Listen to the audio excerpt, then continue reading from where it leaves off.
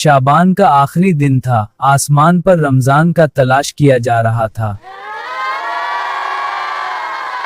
चांद नजर आया तो रमजान शुरू हो जाएगा। हाँ बेटा, चांद नजर आए तो रमजान शुरू हो जाएगा। बेटा ये सहरी का वक्त बहुत। बहुत बाबरकत होता है।